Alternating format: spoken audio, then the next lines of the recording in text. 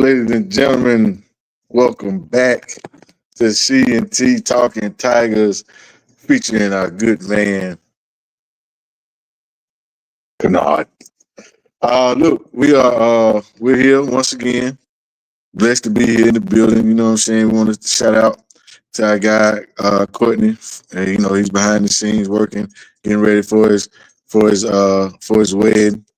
And my man Kennard stepped in amicably last week, did a wonderful job. So we couldn't help but to ask our man to come back again. And as long as he's willing to help us out, we're grateful to have his insight, to have a different perspective, a different voice.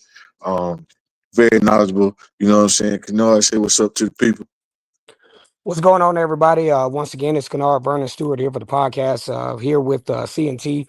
Definitely glad to be back on, and some interesting stuff with the Tigers and some interesting shakeups in college football in general that will lead to this being probably one of the more interesting weeks for college football. Now, Alabama and Georgia are off this week, so it gives some teams a chance to audition for their spots in the top 25. Absolutely, absolutely. They're both taking a week off before they have a big collision up in Athens. Um, we couldn't have two teams that we dislike more than Auburn and Georgia going head to head. Uh, but as always, I always want Alabama to lose. So would even like I always tell people, if Alabama was playing the KKK, just make sure my hood fit right. So shout out to Sports E Media for making us a part of their platform. Uh, Thanks for everybody checking us out on YouTube, IG. We're gonna get a Facebook page popping soon. We've been saying that for 2-3 years. We slipping on that, but we're gonna get it right. We're gonna get it right. And with no further ado, we're gonna delve into the South Alabama Auburn game from last Saturday. Of course, it was a victory, 31-15. Not quite what we envisioned as far as the score. But from the words of Coach Hugh Freeze, he got real conservative at the end of the game with a two-score lead. He just wanted to work the clock, get out of there healthy, uh, and move on to Oklahoma. We felt like we had the game, wrapped up, and so that way, that's why we didn't really, put up more offensively. We could have, but we didn't. We didn't, it wasn't necessary. So shout out to Coach for knowing when to put your foot on the throat. 'Cause we got a big week, we got a big week coming up this week. So I understand it. I think we all had, blowout victories in our mind, and to a certain extent, we pretty much did what we came to do. South Alabama came in with a lot of fight, and hats off to them. That's a very good group of five team, and it's a team in the state of Alabama representing us once again. So I'm good with that. Kennard, before we hop into the stats and the specifics of the game, what was your overall thoughts on the game Saturday? Well, I knew that South Alabama would come in with a lot of fire. I felt like it was a situation where when you have an in-state team, of course, a lot of those guys probably grew up Auburn fans, probably grew up as Alabama fans, and they were probably ecstatic to be playing in Jordan Hare Stadium. Some of them probably just barely missed the opportunity to play at either one school. So yeah, they're going to come in with a lot of intensity. And what a lot of folks don't realize is that unlike Ball State, South Alabama is a trending program. They're not a bad football team. Unlike Auburn, they actually went to a bowl game last year. So Absolutely. we Auburn played against a very good football team. They had a very good quarterback. They had some very good concepts, and they came in with a game plan and with intent to win. I'm pretty sure deep down they felt like, okay, this team is much more talented than we are, which is absolutely true. But they played a very entertaining game, and they pushed Auburn to, really get to a point where, things were a little testy at times. But I just don't think Auburn was ever in any duress to where they felt like they could lose the game. No, absolutely not. That was never a point where they even thought that was even an option from the time the schedule came out to the time they got on the field. Yeah. Now, Uh, I will. While I have this thought, I didn't mean to cut you off. But I do think that Auburn needed to have some adversity. going into the Oklahoma game. I think the offense needed to have a situation where there's pressure to where we have to make a play. Because I think midway through the third quarter, things started to get a little tricky. Not to where I thought that Auburn would lose the game, but it was to where something needed to happen, and Auburn did make it happen. And I think they needed that adversity going into the game next week.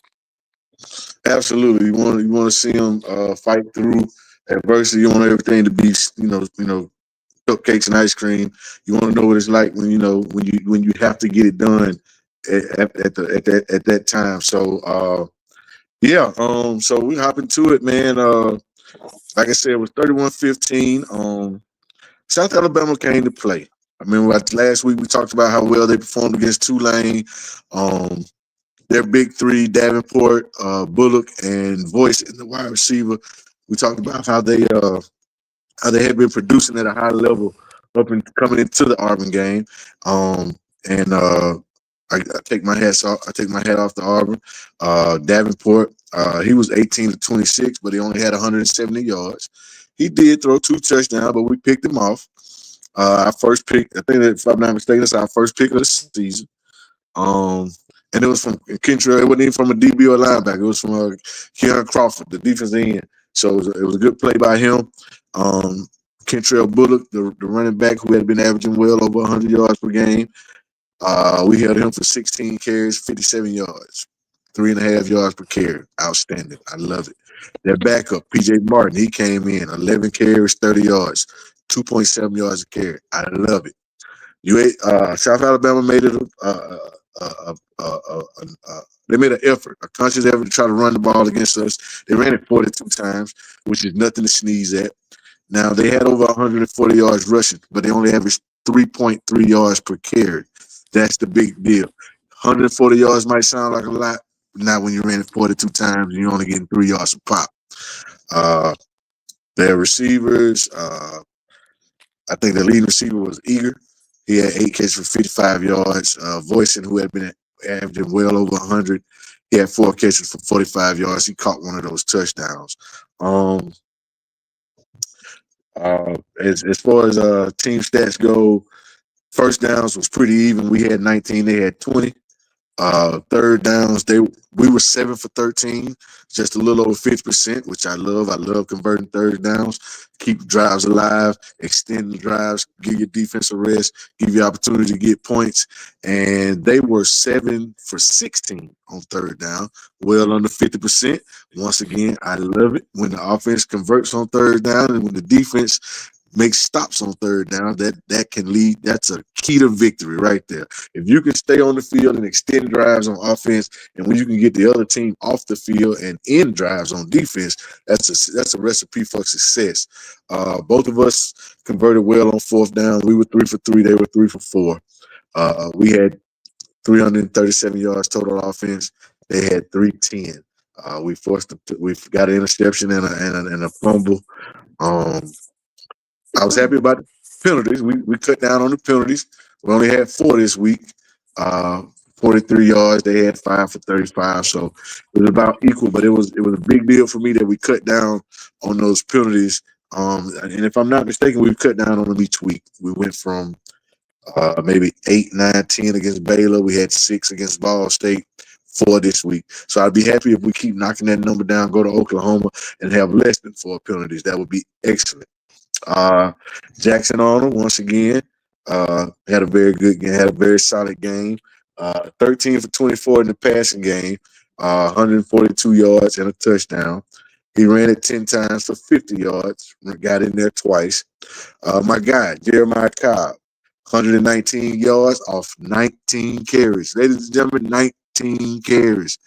He had 16 against Bailey. He had 19 this week. I forget how many he had last week, but he's already had more carries in 3 games, and I think that's more than Jarquez had all of last. I think Jarquez only had 1 game, maybe over 15 carries last year, period.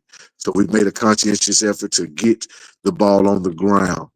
Jackson Arnold was quoted as saying, he can count on Jeremiah Cobb to get those dirty 5 yards. He said there's no hesitation when we run that read option. He knows when he sticks that ball in there, Jeremiah Cobb's going to get at least 45 yards, 6 yards every time. So I'm loving that.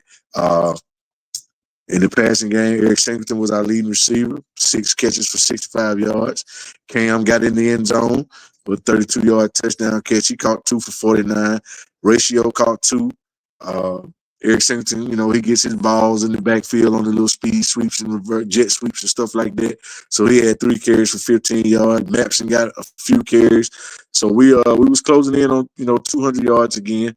We right at 195. So we ran the ball like we wanted to. Pretty much. I was glad about that. CAC we only punted twice. And of course, AMAC automatic again. The man was, made his field goal, didn't miss any extra points. He's only missed 2 field goals since he's been at Auburn, period. So he's money in the bank. Our special teams held up. Like I said, we took a punch from South Alabama. They gave us, they pretty much gave us all they had, but we were the better team. We were the better coach team. We had the better athletes, and it showed. It could have been, like I said, it could have been a little better. It could have been a little worse also, and we allowed it not to be worse, which at times in the last couple of years, that game might have could have went either way, and especially in that third quarter that you spoke of, Kennard. Just after going over the stats, anything that stood out particularly to you, what do you think? Well, one of the things that I think that stood out is obviously the 5.3 yards per play. I think you got to have a little bit more against Oklahoma. You got to ease that into the 6 yards per play if you want to have a chance to beat a team like Oklahoma on the road. But I still think it's nothing to sneeze at because, like you said, Auburn really didn't really showcase the playbook. It probably could have been a lot more. So we won't really just kind of beat them up for that. Also, Auburn only punted the ball 2 times. I think that's pretty cool. Um, the stat that I really like is the fact that Auburn is not turning the ball over. At all. Auburn has not fumbled the ball. They haven't had interception for a loss in this game, and I think those are the things that you want to focus on when you start going into SEC play, and you can even out a game that probably shouldn't be even by the turnover differential because I said on my channel many times that turnovers and penalties are the great equalizers. And the fact that Auburn didn't have but 4 penalties for 43 yards and they weren't really costly. Um, so I just think that, overall it was a solid football game. I think I like the fact that they're passing the ball around to these receivers that they recruited so heavily. With Eric Singleton getting his time to shine, 6 catches for 65 yards. Cam Coleman still having his time to shine, getting his first touchdown of the year. Horatio Fields continuing to be solid. And you also got a chance to see a few more guys that were in the game. You got Perry Thompson, even though with 4 yards, he still got a look. And that's something that people will look at that other teams will look at on video. Okay, so they'll throw the ball to Perry Thompson. They also had Bryce Kane returning kicks. So a little bit more eye candy for film study of a team that you don't really know about. I think that could give Auburn the edge down the stretch is that people really don't know, just like the fans don't even know what the real chemistry of this team is just yet. And that could be an advantage.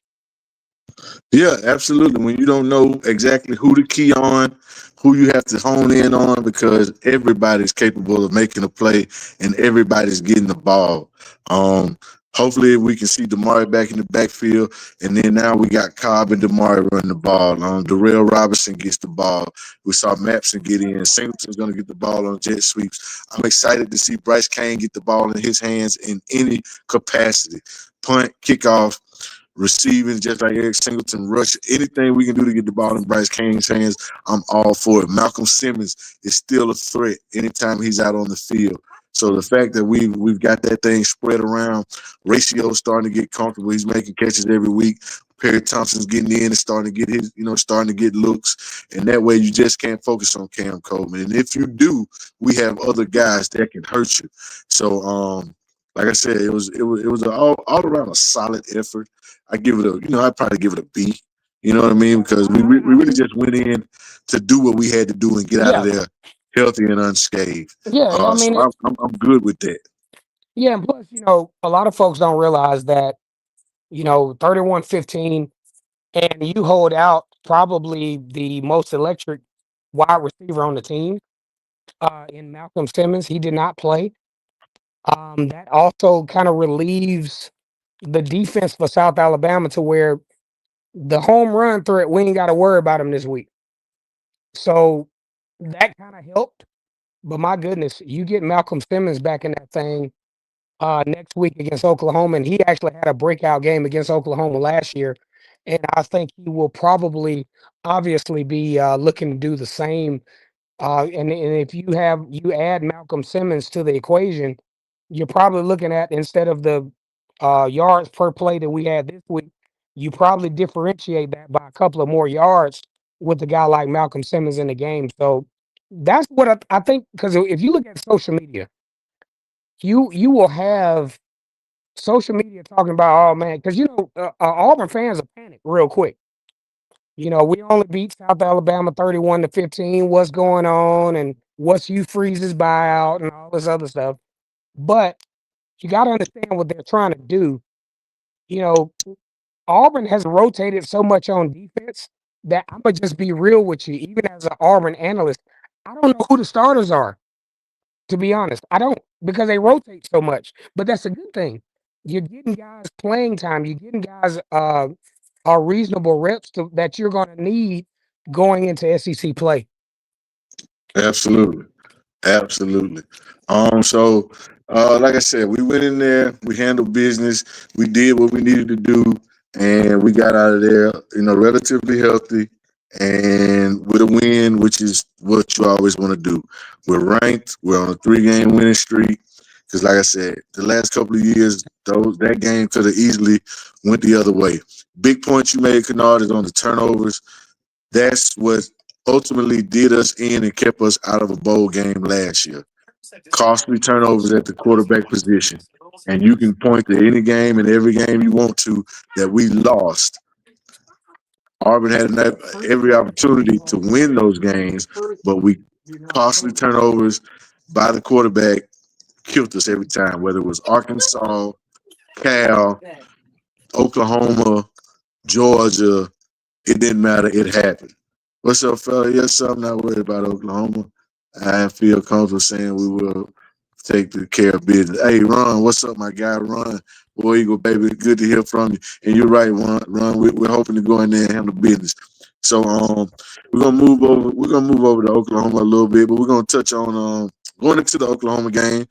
Jackson Arnold, 500 yards passing in 3 games, 4 touchdowns. He's averaging over about 167 yards per game, and that's because we're not asking him to do much in the passing game at this moment. We're more focused on the run. He's also added almost 200 yards rushing and about 64 yards a game, averaging over 5 yards per carry, about 5.5 yards per carry, and with another 4 touchdowns on the ground. Jeremiah Cobb, of course, is our leading rusher with back-to-back 100-yard games. He's got 314 yards on the season. He's averaging 105 right now. He's averaging 6.8 yards per carry. The man is basically first, after he runs it, it's 2nd and 3. If he runs it again, it's first down. He's 7 yards walking, man, and he's added another 4 touchdowns to the mix. He's really enjoying a breakout season right now. And if he can put that together against his supremely talented, stout Oklahoma defense, that would be one of the most impressive feats that we've seen on the plains in a while. Mhm. As far as the receivers go, Cam and Eric Singleton Jr. both have about 149, 50 yards apiece, 50 yards a game. Cam's got 2 touchdowns. Eric's got 1. Um, on the defensive side of the ball, we've got 11 sacks. We only got 1 interception. Got our first interception Saturday from Keon Crawford, and we've only punted the ball 3 times this season. We played what 3 games. We punted 3 times. So I love to see that trend continue going into Norman, but that's going to be a tall task. So transitioning into going into Norman, we played Oklahoma last year and on the Plains in this 2:30 slot, if I'm not mistaken, on ABC. And we had it, man. We had that game. We should have won that game, but like I said, quarterback play wasn't the best, and kind of got away from us. Now we're going into Norman, which is not an easy place to play. You can ask those losers from Tuscaloosa about how tough it is to go into Norman because they went up there last year and came away with 3 points and an L. Um, Jackson left out. They brought in John Mateer. He's about 945 yards on the season. 67% completion. He's got 5 touchdowns, but he has 3 interceptions, ladies and gentlemen. He's got 5 touchdowns, but he's got 3 interceptions. He's turned that ball over 3 times, and maybe that will bode well for us. Now he too is doing his thing on the ground. He's really he's really their run game. He's really their offense.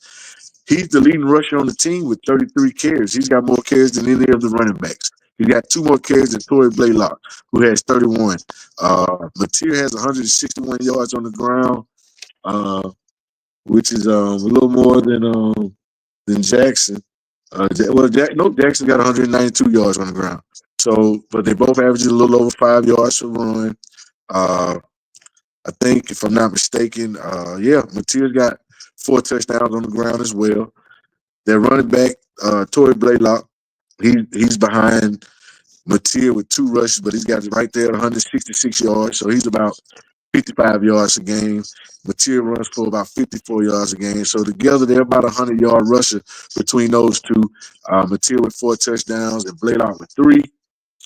Their receivers not putting up a whole lot of yards, but individually, but collectively, they do their thing. Jaron Kennard is the leading receiver with 245 yards, about 82 a game.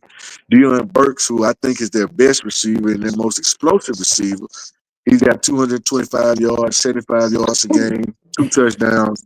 Keontez Lewis, he averages about 60 yards a game and 2 touchdowns himself. On the season, their defense, no turnovers, no interceptions at all. And we plan to go into Norman and come out of there with them still having 0 interceptions.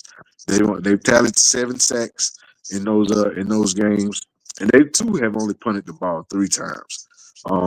So we got our hands full. Brett Venables is an extremely decorated and highly touted defensive coordinator, one of the best defensive minds in the country. Um, Now they got an offensive. They brought in an offensive coordinator from Washington State to go along with Mateer. That probably was a combo deal. So the continuity is there. He knows exactly what Mateer likes to do and how he likes to do it and when he likes to do it. And he knows what he knows what he's good at. So he highlights those features during the game and in the offense. So before I jump into what they looked like against Michigan and what they did against a team on the same caliber or at least talent level as Auburn. I'm gonna get your thoughts on what you think about Oklahoma so far on the season being undefeated, and what do you think of their team and their coaching staff as a whole, Kennard? Well, I think I think they have a very good coaching staff. I think they play very solid on defense, and with Brent Venables, I think he has the ability to mix up some things, kind of like what we saw against Baylor, to where Baylor caught Auburn in some interesting packages, blitz packages, and I think the key for Auburn is going to not necessarily totally the offensive line. I think it's going to be key that the running backs do a really good job of picking up on some of these blitz packages, because I think Dave Aranda down a really nice blitz package early in the football game against Baylor. So where the reason why Jackson Arnold got slammed and almost got his helmet slammed off is because the running back, can't remember who was in the game at the time, he missed the block. And the reason why he missed the block is not because he probably couldn't block, but he missed the read. And that's the difference. You got to be able to read and pick up on some of these things. Also, too, You talk about going on the road. It's going to be pretty loud there. It appears that Oklahoma is a pretty tough place to play. I think Oklahoma traditionally is a blue blood football team. You got to look out for the penalties. Auburn has not had a lot of penalties, but they did have to have some penalties early in that Baylor game that kind of put them behind the sticks. And Auburn does not need to do anything to help what is already trending towards a team that could contend, at least from you know early looks, could contend in the SEC. We don't know. We don't know how good Michigan was, but you don't need to do anything to equalize what could be an opportunity for Auburn. Absolutely, man. Absolutely. Oklahoma, definitely a tough place to play, and a lot of those guys are licking their chops on defense to get a hold to Jackson Arnold. He was a former teammate of some of those guys. Jackson Arnold from that area, former five-star quarterback, spent 2 years at Oklahoma, so he's familiar with the surrounding. He's familiar with the noise that can be made. So hopefully, the jitters that you would get normally from a quarterback on the road won't be the same for him. He's going to have a different set of nerves because he's going back to a place he was familiar with, a place that he wanted to call home, that it didn't work out. You make a good point, man. You don't want to have those pre-snap penalties, especially on offense, because of the crowd. But like I said, with Jackson being from there, and just as well as those guys are licking their chops to get a hold of Jackson, Jackson's probably licking his chops to prove to them, you messed up. You didn't believe in me. You didn't give me what I needed and the support I deserved. And I'm here to show you that bringing in Mateer, he ain't me. I'm the man, and you're gonna regret losing me. So I'm hoping, what I'm saying, that's his mind frame, that's his mindset, that's how he looks at it going in. Um, Oklahoma's gonna be a tough road to hold, man. I mean, I saw that game, those guys had Michigan coming in there. Now, granted, Bryce Underwood, true freshman, fresh out of high school, going into a situation like Norman, Oklahoma, is nothing he's ever seen before. You've seen nothing like that in high school. That defense, you've seen nothing like that. That Oklahoma-Michigan game was a tight game all the way through. But Oklahoma kind of, if you really look at it, they kind of dominated those guys. You know what I mean? Uh, 22 first downs to 12. They held Oklahoma was 9 for 17 on third downs. Michigan's supposed to be a very good defensive team, but once again, Oklahoma was 9 for 17 on third downs, and 1 for 1 on fourth down. So that's 10 for 18 on conversion downs. That's more times than not. They were gonna get it. But on the same breath, Michigan was 3 for 14 on third downs and 0 for 1 on fourth down. So we're talking 3 for 15. They're only converting 1 every 5 conversion opportunities. You would never win a game like that, especially against an Oklahoma. Oklahoma had over 400 yards of offense, where Michigan only had 288. They had 200. Mateer had 270 yards passing. Oklahoma had 138 yards rushing, but they turned the ball over twice against Michigan. They did turn it over twice, and they had 5 penalties. They had more penalties and more penalty yards than Michigan did, and they were at home. So maybe we can capitalize on that if we're better offensively with those 2 turnovers and those guys having the 5 penalties for almost 50 yards at home. That can be a plus for us. Now, I will say this. Michigan had 146 yards rushing. Um, might be a little misleading because Justice Haynes, um, 19 carries, 125 yards, right? Sounds great. He had a 75-yard touchdown. But after that, he had 18 carries for 50 yards. So they bottled that thing on up, boy. They bottled that thing on up. Bryce Underwood, highly touted 5-star, supposed to be going to LSU. Michigan broke bread over $1 million and got him up there to Ann Arbor. He was 9 for 24, 142 yards. Not even 40%, 37.5%. That ain't going to get it done. But I say that because that's what they did to Michigan. That's just an example of a team that's on the caliber of where we are and what we do, even though I think we're better than Michigan. That's just showing you what Oklahoma is capable of. But I feel like we're better offensively than what Michigan is. And we're probably on par defensively, or if not a little better than what Michigan is. Our secondary is going to have their hands full with that. They have some good receivers.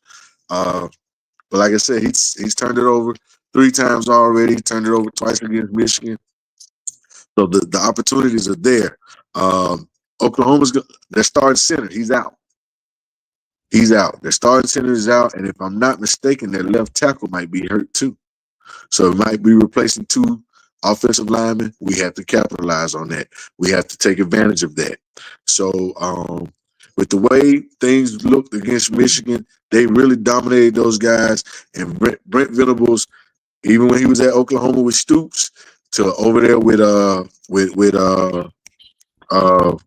what's my guy? Dabo. When he was at Clemson with Dabo, Brent Venables is a defensive wizard. He also probably feels like he knows Jackson Arnold a little bit, and he might know what makes him uncomfortable and what he doesn't like. So it's going to be an interesting chess match between what Brent Venables wants to do and what Hugh Freeze wants to do offensively. Um, and DJ Dirk is going to have his hands full because Mateer is a guy who's mobile. He's Jackson Arnold for them. He can throw it, he can run it, and they've got some good receivers. Their running game is not really all that. Mateer is the bulk of it.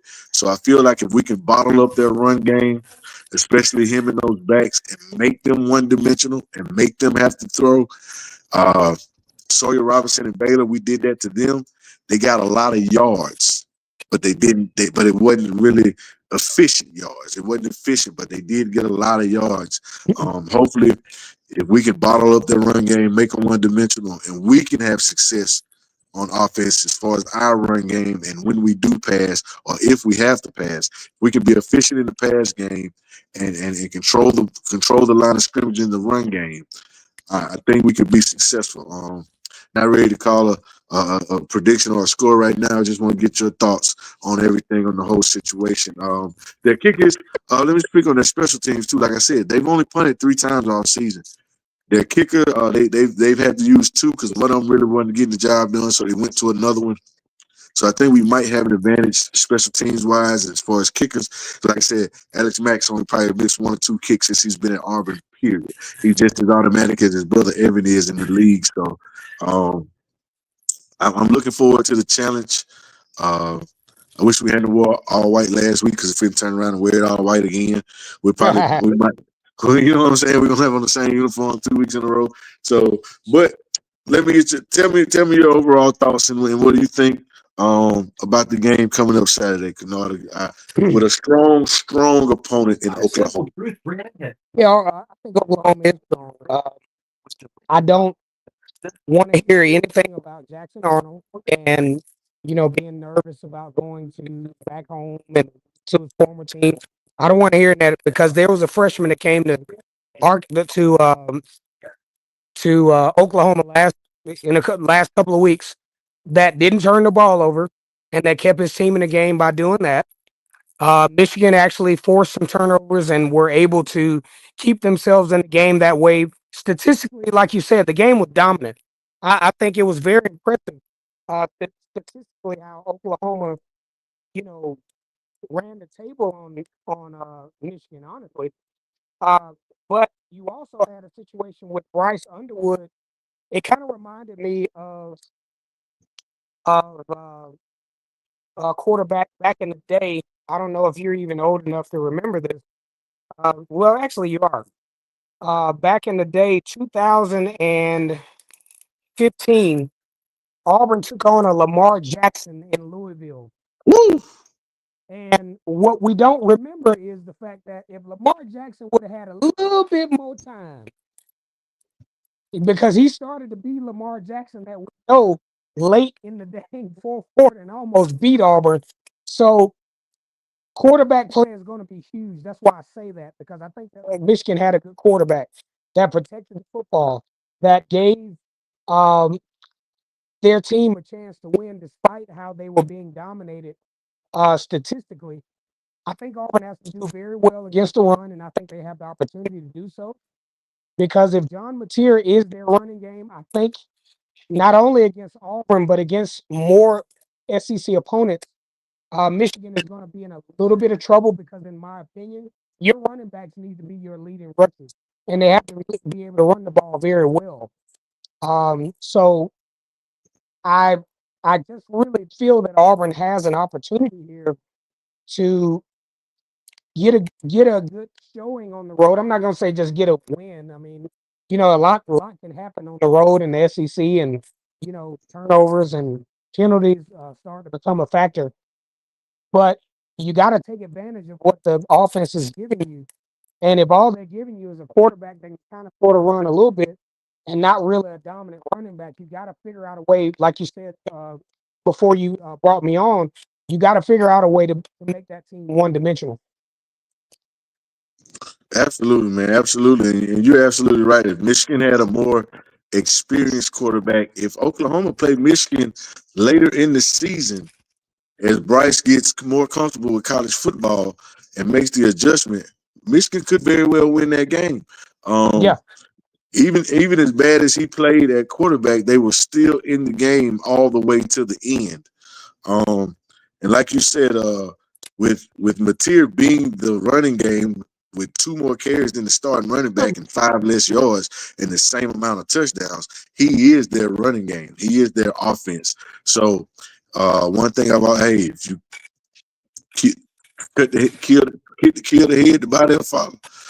You know what I'm saying? Cut the head, the body will follow. So if we can hit Mateer early and often, and if we can deter the quarterback run game, I don't see Oklahoma just lining up and handing it to the running back and beating us like that. I don't see that being an option for them. So And plus there'll be a different mentality. I think you go into a game where these guys at Auburn and Oklahoma, I'm not going to take anything away from either team, because when you go on these college visits and you think about what you want to be as a college football player, these are the games that you lose sleep about the night before. These are the games that you dream of. You dream of. You come to the SEC to go to Norman as an Auburn Tiger and play a football game and give it your best shot. You go to Oklahoma, and you join a team that just recently you know comes to the SEC and competing in one of the best conferences in college football. You go to that with the pretense of, I'm playing against some of the highest level of players in the country. I don't come to the SEC, or I don't come to the ACC or any of these Power Four conferences just to wallow around and maybe sneak my way into the NFL. I come to this I come to this conference to compete and to compete on a high level. And I think that's what you're going to see this Saturday. Just a bunch of just high level competition. absolutely, absolutely. I mean, historically, Oklahoma is one of the greatest programs in college football history. They are blue blood, from the Bud Wilkinson days all the way to Barry Switzer and Stoops. Even though he only got one national championship, I think he might have played for one or two more. I know he played for one more. They lost to Florida, but he was in the playoffs. Oklahoma's been in the playoffs. They've had quarterback success. Jason White won a Heisman. Kyler Murray won a Heisman. Baker Mayfield won a Heisman. These guys have had quarterback. Jalen Hurts was very good. Now they've transitioned to Mateer. Now they're not as offensively heavy. Then you got Venables, their head coach. He's trying to, make a new identity defensively, like kind of where they were with Stoops. Getting off Stoops used to have some wonderful offenses to go with his defense. He had some heck of a coordinators from Ralph Friedgen, uh, the coach that used to be at Kansas, the big guy. I forgot his name. Um, then you had Mike Leach, rest in peace. Uh, I mean, just all kind of guys. Kevin Sumlin. I mean, the guys had some offensive wizards calling plays in Norman, and then Lincoln Riley and all those guys. So this is a statement. The same way they came into Jordan had last year and made a statement. That was a statement win for Oklahoma, first year in the SEC to go to Auburn, because Auburn's highly regarded, nationally noted as one of the toughest places to play in America. And same thing goes for Norman. Uh, We're going up there. All eyes are gonna be on us. 2:30 game. Everybody's always locked in for the 2:30 game around the country. Oh Everybody. yeah, and And you can't write a storybook about college football without mentioning Auburn and Oklahoma in that story. I just absolutely. think that this is. I mean, you just have the drama feel Auburn Tigers. They're always a good draw. I mean, how the hell do you have a 3-16 taking on Texas A&M, and that's the prime time game on ESPN? That's nuts. This team has no chance to make a bowl game. Team has no chance to make the playoffs. But Auburn is always a draw. And Oklahoma, take nothing away from them. They're one of the best college football teams ever created, and they have such a storied history. Whether they're in the Southwestern Conference, Big 12, and now, God, Lee, they're in the SEC. How about that? I think this is Exactly. going to be one of the best college football games of the day. And I think Auburn is going to show, not necessarily, I'm not going to call a win. I'm not going to do that. But I think they have an opportunity to show all of the dirt work that they've done recruiting and why this game can be highly competitive for them and Oklahoma. I think Oklahoma has done a good job in the offseason as well. Absolutely, I agree, man. I agree. Like we said, historically, Oklahoma's one of the powers of college football. Always has been, and probably always will be. Uh, Matter of fact, if you ask me, Oklahoma really is a better program than Texas. Texas is just a bigger name. Texas has the name, but Oklahoma has the game. Well, and Oklahoma's got not only Oklahoma's got the national championships and the Heisman trophies that Texas acts like they have. the Oklahoma has the meat. I mean, Texas might be the bone, but Oklahoma is the meat and the bone. And Exactly. they have performed well, and they put the Big 12 on the map. They were always on the scene, even back in 2004. Oklahoma actually kept Auburn out of the national championship game in 2004. So, and they beat Auburn in that bowl game, which I thought, Auburn, was a good team, but I don't know if we had the capability of beating a team like Oklahoma with what we had back in 2016, I think it was. But Oklahoma is that team, and they have proven to be that team over the years and be highly competitive. They play very strong. I saw a lot of tenacity on the defense. I saw a lot of dominance that we saw statistically. It didn't show up on the scoreboard, but it was enough to raise your eyebrows and be like, "Oh, this team might be pretty good this year." All right, now Kennard, we usually on the same page, but I'm gonna have to buck a little bit on that '04. That '04 Auburn team led by Cadillac, Ronnie Brown, Jason Campbell, Carlos Rogers, Junior. All those boys, them boys could have beat anybody, and they would have put them hands on Oklahoma, and we probably would have beat USC too, because I think we might have been a little too physical for them. But that's neither here nor there. Speaking of Saturday, That's a whole nother video. yeah, yeah, that's a whole nother show for a whole nother day. But speaking on Auburn, Oklahoma, Saturday, ABC 2:30, live and in living color, Norman, Oklahoma, Auburn versus the Oklahoma Sooners. Kennard, Vernon, Stewart. What you got? I don't like the matchup up front. I don't like the inexperience on Auburn's side of the football field. But what I do like is the fact that you have some of the best wide receivers in the country that can actually give you an opportunity to kind of mitigate some stuff. Um, I'm going to go with. I'm just going to shoot it straight from the shoulder. Um, I don't know if you remember that blues singer Bobby Blue Bland. He said, I'm coming straight from the shoulder. So coming straight from the shoulder is where I don't trust Jackson Arnold all the way yet under pressure. Now, if he's able to prove me wrong, then I will be wrong in what I'm saying. But right now, I got Oklahoma 28-24 in this game very reluctantly. I think Auburn can win this game, but because of my unknowns, that's the pick that I got to go with. I understand. I respect that. I respect that. And it's a tough place to play. Uh, and in the same breath, I don't know if John Mateer on my end. I don't know if John Mateer has ever played something like he's going to face Saturday on with the boys from the Plains coming to town. Now Michigan was a good test for him. They were a pretty good team, and he turned the ball over twice against them. So hopefully, with and they couldn't really stand. They couldn't really match offensively what Oklahoma was doing. So he could have. He was real comfortable. So I feel like with Auburn being a better offensive team than Michigan, which I know you can't compare. It's apples to oranges. I think the returning factor of Jackson Arnold being from there, going to school there, he's going to have he's going to have a lot of people there supporting him. Despite of the situation, he's got some extra motivation, and I think that's gonna that might play into it, and I think Jackson Arnold might be the key and the difference in the ball game and him willing us to a win. Of course, I'm gonna you going. It's we could very possibly lose this game. That's not out of the realm of possibility. But my thing is how we if we lose is how we lose.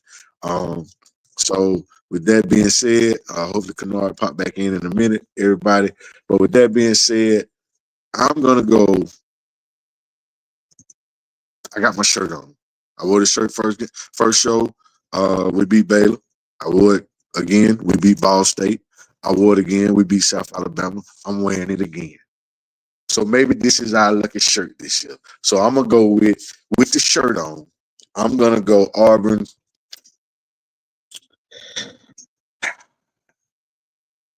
I'm gonna say this is a.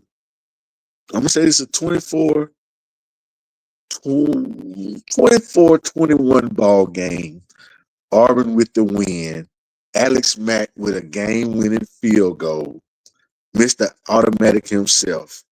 And Auburn goes into Norman, Oklahoma, and gets a statement win against my coworker Chris Cochran's Oklahoma Sooners. Me and Chris got a nice little bet on this game. He's a big Oklahoma fan. My boss Andrew Orr, he's a big Bama fan and an Auburn hater. He don't believe in us either. So we're gonna make believers out of everybody. Kennard's an Auburn fan, and he think we might lose too. So we're gonna quell a lot of doubters this weekend in Norman, Gaylord Memorial Stadium. They're gonna ride out on that boomer schooner, the little covered wagon. I hope it tip over. I'm gonna be honest with you. I hope it tip over. I hope don't nobody get hurt, but I hope the thing fall over and the horse be laying in the leg doing like that and all the children got all that the little gun shoe. I hope it don't ain't got no blood. I hope it's fire black. I hope it don't ain't fire. That's what we hoping for. So looking forward to Auburn coming in, going on the road. Tough place to play. This would be a statement win for Hugh Freeze and his Auburn program. For him to show all of the Auburn people who don't believe, to prove John Cohen right, to prove me right. Because if anybody who's watched this show and anybody who knows me, we got rid of Gus, and before we hired Brian Harsin, my number one candidate was one Hugh Freeze because I know what he brings offensively. I know what he brings recruiting wise, and I knew he would be right for what we wanted to do at Auburn. So far, he's brought the recruiting, and now this is the year to show us what you can do as a coach. So it's an opportunity for Jackson Arnold to prove people wrong who say he can't really pass, he can't get it done. That's why he had to leave Oklahoma. They benched him out at. Here's the opportunity for him to shut up some haters. Here's the opportunity for Hugh Freeze. So, all he can do is recruit and just talk, get up. Here's an opportunity for Hugh Freeze to make another statement like the one he made when he was at Ole Miss when he beat you know who 2 years in a row. Uh, so that's where we are right now. We're looking forward to making a statement. I got us winning 24-21. It's not going to be a lot of points scored. It's going to be a defensive struggle because we have the defense. They have a great defense, but it's two quarterbacks going at it. At the end of the day, John Mateer was at Washington State. You can say, well, hey, Cam Ward was too. So look, if you get around with better people, you can do better things. But Jackson Arnold was at Oklahoma, and now he's with us with better receivers. I think we have the better quarterback. I think we have the better running backs. I think we have the better offensive line. I think we have the better receivers. I think we have the better offense. I think we have the better offensive coach. Uh, Historically, Venables is a better defensive coordinator and a more highly decorated coordinator than DJ, but DJ is a monster. DJ Durkin is a monster. I like our defensive line over there. Our linebackers and their linebackers might be a wash. Our secondary is probably better than theirs. We might be a little better than Oklahoma. Oklahoma has a stout defensive line. Don't get it twisted. And they got some ballers at the linebacker position. They could probably be had on that back end. And we got some guys that can get them. And as long as Jackson Arnold has time, I feel like he can get him the ball. He's a very underrated passer, in my opinion. He wasn't a 5-star coming out for nothing. That's just what I think. That's how I feel. And so we might have lost Kennard for the duration of the evening. We appreciate Kennard, Vernon Stewart. You can check him out on his platform as well. We appreciate his contributions to the show. Look forward to having him on next week. He had us losing, but that's okay. Courtney's had us losing before. I don't really have us losing that often. Usually it's Georgia. But I believe in the boys. And this one time, this is one that I truly believe that we are going to show Hugh Freeze, Jackson Arnold, Keldrick Falk, and the guys will lead us to victory. That defensive line is going to be it's going to be imperative that they do their thing, do their thug thizzle. And I just need Jackson Arnold to control the tempo, control the clock, and keep the turnovers to a minimum as he has all season. And if we do that, we can get out of there 24-21, 24-17, 21-17, anything like that. I am so good with. So with that being said, I don't know if we have any more comments on the show tonight. Not sure, but appreciate everybody checking in with us, from the Ron Eagles to the Cam Bells, Ronald McLester's, Bubba and the old man, everybody, man, everybody and anybody who likes, who shares, who subscribes, who watches. We appreciate y'all. We're looking forward to a wonderful game next week. This Saturday. And I can't wait to see you guys next week, especially if we come out of there with a win. Oh man, this shirt is gonna hang this shirt up, boy. This shirt might be real good luck, man. We're gonna keep it rolling. This shirt has been working wonders for us. I ain't even had to break out my Nike stuff yet, because this has been working.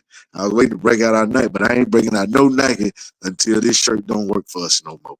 So with that being said, we're gonna wrap this thing up. Appreciate Courtney for working behind the scenes. And we know he's got a lot going on with his marriage. He will be back before the season over. Appreciate Kennard, Vernon Stewart stepping in and holding down the fort. We appreciate eSports Media for giving us a platform to deliver and supporting us. And we appreciate each and every one of you for tuning in, to watching, to liking, subscribing, whatever you do to support CNT Talking Tigers. We thank you. We appreciate you. As always, we thank you for coming out. God bless you. Good night. And we'll end the show as always with a Whoa Eagle. Hey, ladies and gentlemen, we love you. We thank you. I'm Toney Milford. This has been CNT Talking Tigers featuring Kennard, Vernon Stewart, and we're out.